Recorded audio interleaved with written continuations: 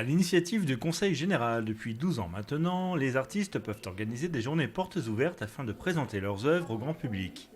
Martine Lannoy, artiste peintre monténinoise, a ainsi réuni plusieurs de ses contemporains à Arnes, au musée d'histoire et d'archéologie. Rencontre. Chaque artiste peut faire ça chez lui, s'il souhaite, ouvrir ses portes, les portes de son atelier, ou on peut faire comme ici, dans un lieu commun, où on réunit plusieurs artistes. C'est l'occasion de pouvoir partager ce qu'ils font et partager avec l'artiste ainsi qu'avec le public. Parmi les artistes présents, on pouvait retrouver essentiellement des peintres, mais aussi une céramiste, ici en pleine démonstration. Ensuite, Martine nous a parlé de la technique de l'aquarelle.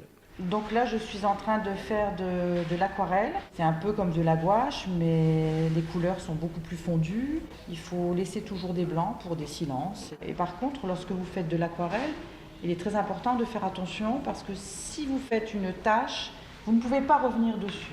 Moi, personnellement, je fais plus facilement du pastel parce qu'on peut revenir dessus, mais l'aquarelle, c'est très très difficile et j'admire beaucoup ceux qui ne font que de l'aquarelle. Ces journées portes ouvertes clôturaient l'exposition consacrée à Jean-Pierre Sauvage, peintre arnésien dont le fort d'Ambleteuse demeure désormais au musée de la piscine à Roubaix. Près de 120 tableaux étaient réunis, un événement qui a attiré de nombreux curieux. Monsieur Sauvage était un artiste complet, il savait travailler tout, l'aquarelle, l'huile, le pastel. Et donc là c'est un hommage qu'on lui fait pour montrer vraiment tout ce qu'il pouvait faire et tout ce qu'il a fait. Enfin disons une partie de ce qu'il a fait. Mais les artistes présents n'ont pas été choisis par hasard. Qui sont-ils, Martine ? Les portes ouvertes, ce sont beaucoup des amis de Jean-Pierre qui sont là, donc des personnes qui sont allées aux Beaux-Arts avec lui et puis qui m'ont dit, eh bien, on est d'accord pour venir faire un petit clin d'œil à Jean-Pierre. Donc c'est l'occasion de montrer tout ce qu'il faisait et de montrer aussi ce que nous, on essaie de continuer de faire maintenant.